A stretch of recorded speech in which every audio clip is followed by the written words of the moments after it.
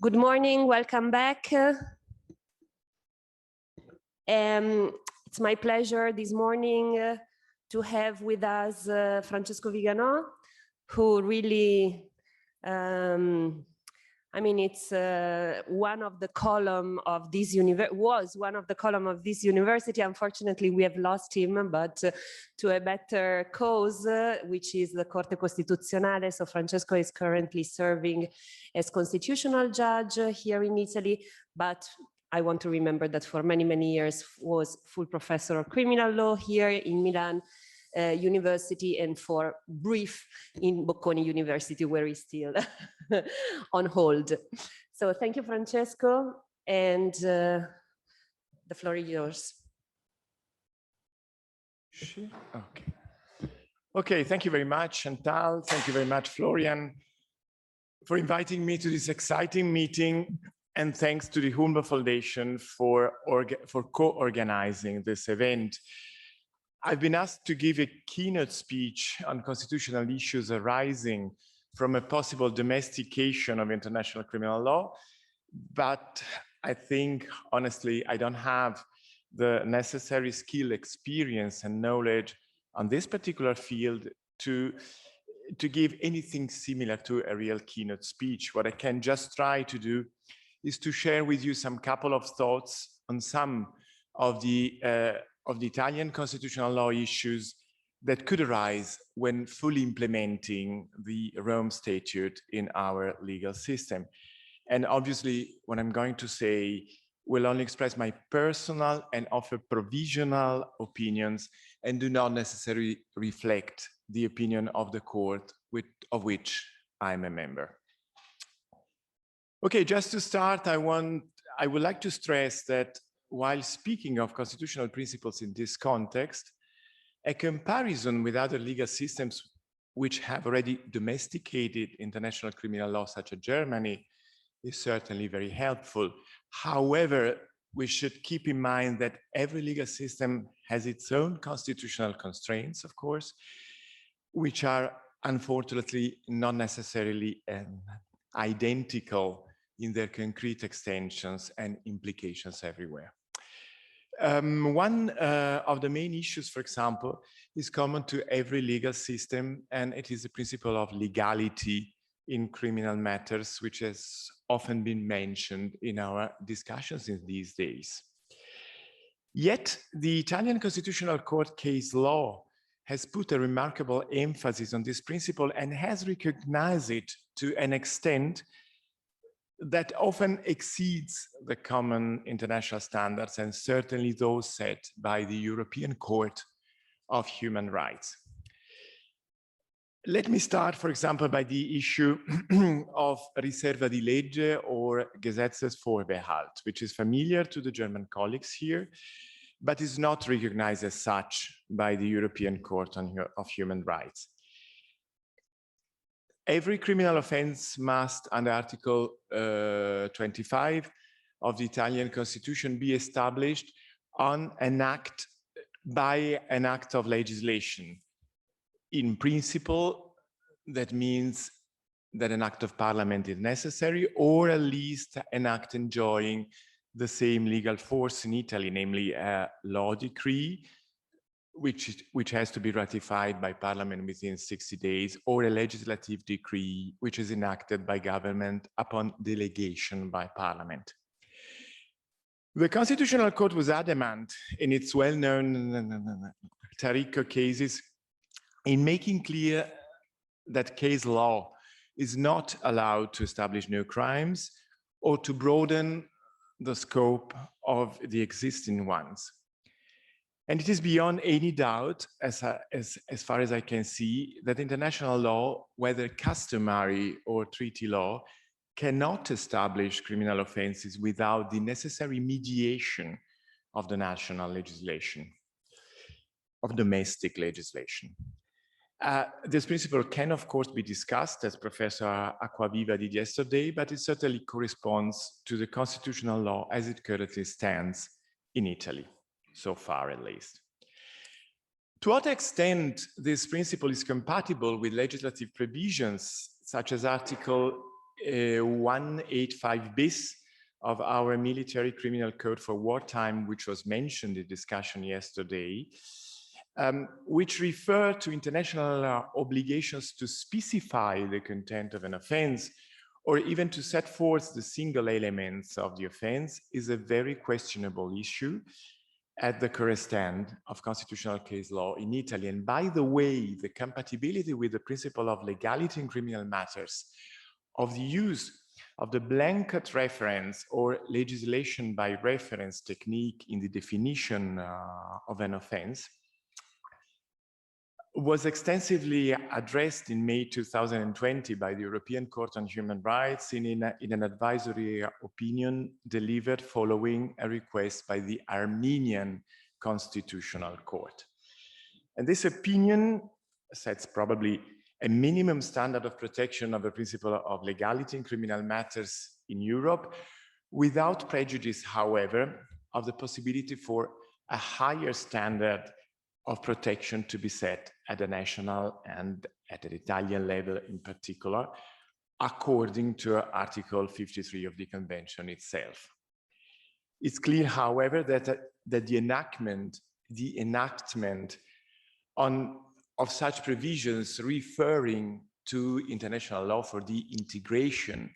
of the criminal offense could lead to constitutional challenges in Italy, whose outcome would be difficult to predict, so that it would be probably wise for the legislation to try to describe directly the courses of conduct to be penalized in the criminal provision itself. It's also worth mentioning, I think, that the recent case law by the Constitutional Court, as laid down in the Taricco cases, has extended the requirement of a statutory basis to any provision that is relevant for the application of the substantive criminal law, including limitation rules, which are by contrast considered by other jurisdictions as part of the procedural law and are as such not covered by the scope of the nullum crimen sine lege principle.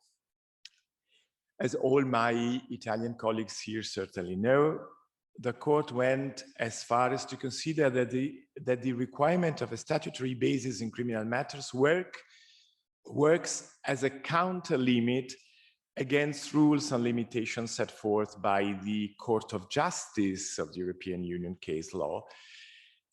That is, as a limit linked to the very constitutional identity of the Italian Republic, to the general limitation of sovereignty flowing from the participation in the European Union according to Article 11 of the Constitution.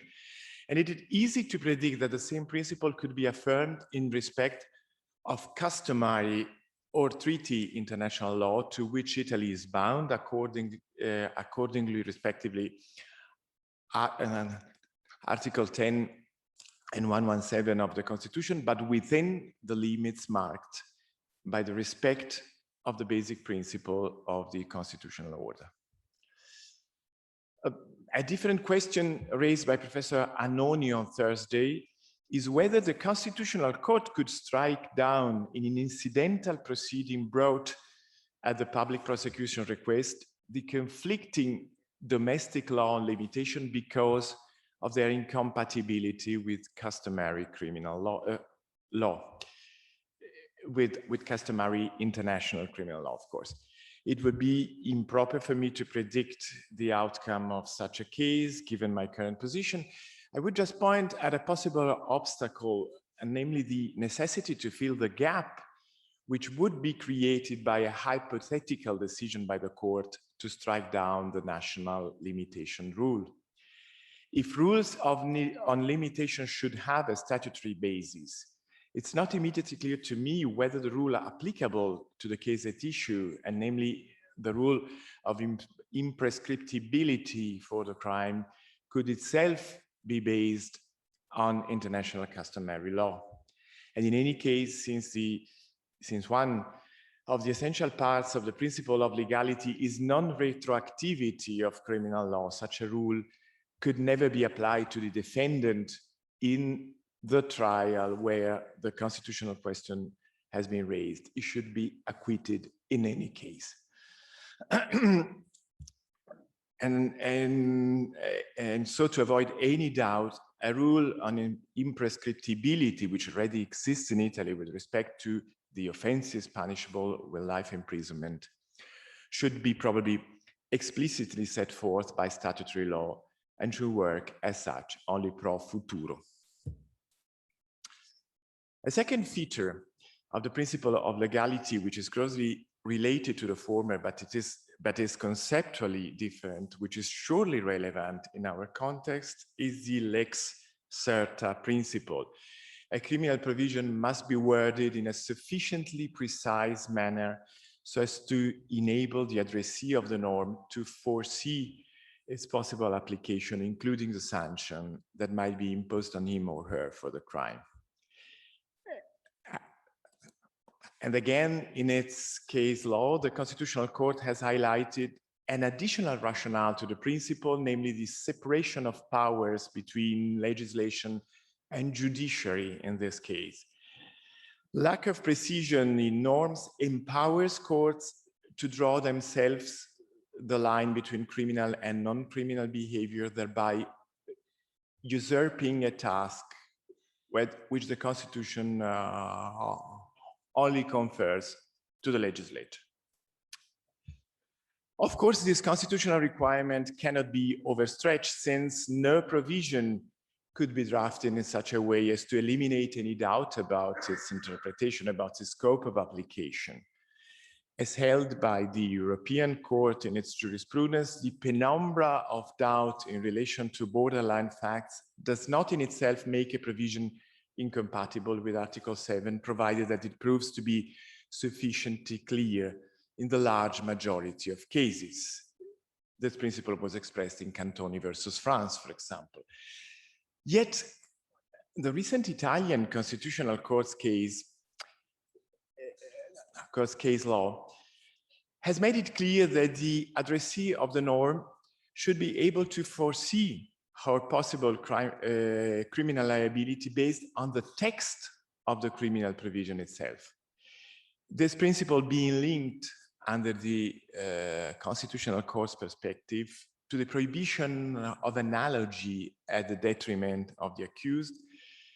which is also considered as a part of the nullum crimen and is infringed whenever a court applies a criminal provision in a case which cannot be reasonably considered covered by the very wording of the relevant provision. This marks, I think, a slightly different approach of the Italian Constitutional Court case law in respect of the European Court's jurisprudence, and probably in respect of the Federal Constitutional Court's jurisprudence in Germany, which are, as I understand, prepared to recognize the foreseeability of criminal liability when the person concerned could assess to a degree that is reasonable under the circumstances the consequences which a given action may entail with the assistance of the relevant case law, and if necessary, by requesting legal advice. The principle established in the Italian case law make it hard to imagine, for example, that a vague wording of a provision could withstand constitutional scrutiny based on the argument that the content of general clauses contained in it is clarified by international case law. Therefore, an effort will be required from the Italian legislature, following the example of the German legislature, to reformulate some admittedly vague provisions contained in the Rome Statute and in the elements of crimes in a more precise manner, incorporating into the text of the criminal provisions themselves the existing case law on these crimes, so as to give clear guidance to national judges and to avoid constitutional challenges. I'm thinking, for example, of the crime of persecution established in Article 7.1h, whose actus reus is described as the act of severely depriving someone, contrary to international law, of his fundamental rights. Such a description which leaves very broad discretion to courts, should be probably integrated by the legislator with some more precise guidance to withstand possible constitutional challenges, especially if in the domestic transposition of such a crime, as suggested, for example, yesterday by Professor Relva, the clause in connection with other crimes against humanity were to be omitted. I also think, as you might expect, of Article 7.1k, other inhuman acts of a similar character intentionally causing great suffering, etc., which poses the additional problem from a constitutional point of view of incorporating in the legislative description an analogy clause that calls upon courts precisely to make use of an interpretative technique which is prohibited by the principle of legality. Having said all that, it remains true, and until now, I played the part of a good constitutional judge, which is aware of his own case law. But having said that, it remains true that, as I anticipated yesterday morning in a brief comment, that the well-established political rationales of the principle of legality in criminal matters are clearly not adequate in the context of international criminal law and need to be rethought to fit better in our context, I think. Just think of the two basic points I've just made, that is statutory basis of criminal liability and foreseeability based on the text of the relevant provision. Both principles only make sense under the perspective of a national law where Parliament, as the body representing the whole community to whose composition every citizen concurs through democratic election, is vested with the unique power to establish sanctions limiting the personal liberty of those same citizens, and where those same citizens have a freedom to do everything which is not expressly prohibited by the laws enacted through their democratic involvement. And this model doesn't make much sense when the parliamentary law shall be applied to non-citizens based on extraterritorial jurisdiction. And we are well aware that universal jurisdiction is one of the cornerstones in the decentralized enforcement of international criminal law, as advocated by many speakers in this very Congress. As I said yesterday, Argentinian military officers or armed force in Congo have absolutely nothing to do with Italian democratic processes and the enactment of legislation criminalizing international offenses in Italy,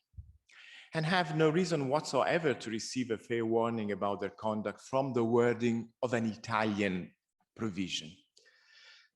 The logic of nullum crimen should reasonably be confined here to a requirement of foreseeability of their criminal conviction based on the relevant international law, which was enforced at the time of the commission of the offense. And the task of domestic criminal actors could perhaps be rethought as argued, by the way, by many international law scholars, as a contribution to the enforcement of international rather than national criminal law in behalf of the whole international community. So the democratic rationale of the riserva di legge and of this kind of foreseeability based on the text of relevant provisions should probably be rethought in this particular context. But under this perspective, and this is something which I didn't mention yesterday, states should probably be extremely careful in implementing international criminal law provisions in their domestic legal systems as not to unduly expand criminal offenses to courses of conduct which are not already clearly covered by international provisions or established international case law. The understandable desire to drive the evolution of international criminal laws through the national legislation by widening the scope of existing offenses for the sake of the deeper protection of human rights could easily lead to a violation of the human rights of the defendant, and namely his right to foresee the possible application of very harsh criminal sanctions, in fact, as a consequence of their conduct, insofar as they're entitled to receive fair warnings in this respect by international law and not by the legislative choices of Italian legislators, whose criminal provisions are certainly accessible to Italian citizens, but not necessarily to Argentinian or Congolese citizens. And more reflections on these aspects will be needed, I think, among constitutional law scholars and courts in the future. Another constitutional principle which is worth mentioning here, which was touched upon in Dr. Epic's remarks yesterday, is proportionality of penalties, a topic to which I devoted, by the way, a recent contribution in Italian published some months ago. The principles which, in terms more familiar to German doctrine, can be called also the principles of the Schuld-angemessene Strafe. As Dr. Epic already mentioned yesterday, fixed penalties tend to be considered unconstitutional in Italy since they can't be adjusted to the concrete seriousness of the individual offense. Life imprisonment has always been considered compatible with the Constitution, provided that it's not mandatory in the concrete case, being or courts having the possibility of recognizing mitigating circumstances which would lead to a more lenient sentence. One of the features of the principle of proportionality of punishments in Italy, as it has been developed by an abundant case law by the court, is the need to adjust punishment to the degree of mens rea of the perpetrator and in general to the degree of culpability of the perpetrator. And this brings me to the necessity, from a constitutional point of view, I think, to unpack the rules on command responsibility set forth in Article 28 of the statute, and to distinguish, therefore, for the purpose of establishing different sentencing frameworks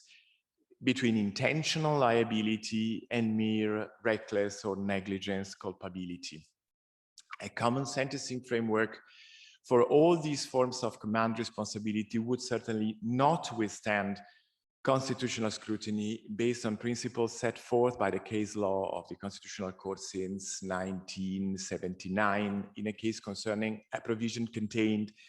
in the Military Criminal Code for peacetime. A further distinction will probably be needed based on the clear different seriousness, objective seriousness of the conduct between failure to prevent crimes and failure to report already committed crime. How this differentiation could be carried out in detail, whether following, for example, the Völkerstrafgesetzbuch's model with the distinctions between Article 4, 13, and 14, or in some other way, will then be probably a matter for legislative discretion. As far as punishments are concerned, also the principle enshrined in Article 27, paragraph 3 should be reiterated. Even for heinous crimes such as those at issue here, punishments should always serve a rehabilitative purpose. Life imprisonment should always remain de jure and de facto reducible. Alternative measures during the execution of the sentence should always be granted according to the prisoner's progress towards rehabilitation. Restorative justice mechanisms, as those discussed yesterday, could also be imagined and implemented. Remember, though, and I want to stress this point, that sanctions for heinous violation of human rights, such as those implied in international crimes, should, under international human rights law and the European Court case law, be punished in a way that sends a clear deterrent message to potential perpetrators and fulfills the victim's needs for justice. In this respect, proportionality of penalties includes a requirement of sufficient severity of sentence, which should not be interpreted as a kind of condonement or a complicity towards the perpetrators. One last word, and I'm finishing my presentation about a further difficult constitutional issue, which is probably peculiar to the Italian legal system. Article 112 of the Italian Constitution set forth in very clear terms the principle of mandatory prosecution. That means that public prosecutors are under constitutional duty to prosecute every crime whose commission they're aware of. An implied precondition is, of course, that they have jurisdiction for the crime, but no exception to this mandate is expressly provided for in that very concise constitutional provision. The stiffness of this mandate has long been questioned among legal scholars, who often point at the practical impossibility of prosecuting every crime, which actually leads the prosecutors' offices to ignore many notitia criminis and simply let limitation periods expire for them.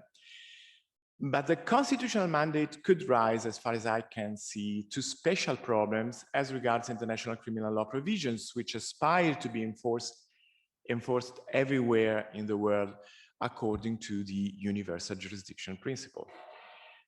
Obviously, we couldn't think of an unconditional obligation to prosecute every international crime wherever and by whoever committed. But Article 112 poses a serious obstacle to any attempt to recognize any kind of prosecutorial discretion in choosing which crimes to investigate on and later to prosecute. And even a solution such as Section 153F of the German Criminal Procedure Code would be in this respect open to constitutional challenges according to the Italian Constitution. Objective criteria such as the preconditions for the exercise, or objective criteria as to the preconditions, in fact, for the exercise of extraterritorial jurisdictions directly set forth by the law will therefore be needed following the example of the existing provision in Article 728 of the Italian Criminal Code, for example. The presence of the suspect in the Italian territory would be, for example, one of the obvious examples or one of the obvious options. But I think it should be clarified then whether, and if so, to which extent prosecution offices could or even should conduct investigations concerning alleged international crimes where the suspect is not yet in the Italian territory. Since my impression is that a positive answer would be tantamount to set up, in the light of Article 112 of the Constitution, an obligation for prosecution offices to investigate on those crimes based on whatever complaint presented to them, without any clear rules, by the way, as to which office should proceed, because we should bear in mind that the organization of public prosecution in Italy is dispersed in so many different offices without a central office. And this solution could lead to unreasonable investments in terms of financial and human resources, at least whenever there is no reasonable prospect to arrest the suspect and bring him later to the trial. To avoid these shortcomings, an easy solution could be that of vesting the Minister of Justice with the power to decide when the suspect should be prosecuted or even investigated upon, following the already existing model based on the mentioned criminal code provisions concerning extraterritorial jurisdiction. But this model, besides being considered with some suspicion by international criminal law scholars,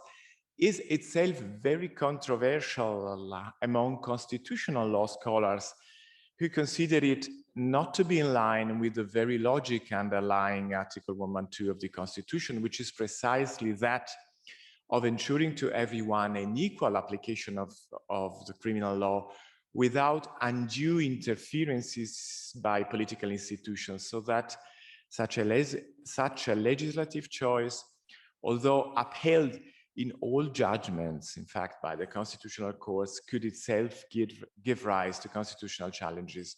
whose outcome is, again, very difficult to predict. This is more or less what I wanted to share with you. As I said at the beginning, my only task could have been here that of raising some issues without being able to offer sensible answers. I hope at least that my considerations could lead to further thoughts and discussions during the remaining sessions and hopefully in some other future occasions. Thank you very much for your attention.